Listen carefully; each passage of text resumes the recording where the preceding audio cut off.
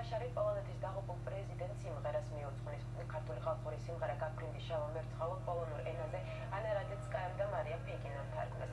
პოლონურ კულტურაში მერცხალი დაბრუნებული სულისა და აღდგომის სიმბოლოა. გაფრინდი შავ მერცხალოს პოლონეთის პრეზიდენტის ხსოვნის უკდავსაღობად სწორედ ამიტომ შეირჩა. ქართული სიმღერა პოლონურ ენაზე ყოველდღიურად მოსწავლე ახალგაზრდობის სასახლეში აშკარდება. ანსამბლ ბლაშარის წევრებს სურვილი აქვთ, რომ სიმღერა პოლონეთში ლეხ-კაჩინსკის დაკრძალვის ცერემონიალზე შეასრულონ. პროექტის იდეის ავტორია PR-ჯგუფი ევრომარკა.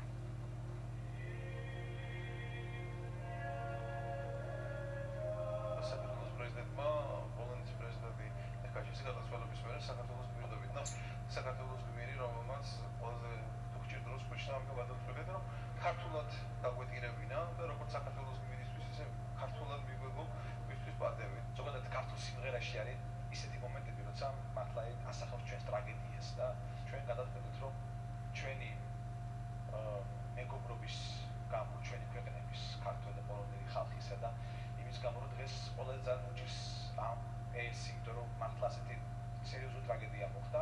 ჩვენ გაფრინდი შავ მერცხალოს ორი კუპლეტი ვიღოთ პოლონურ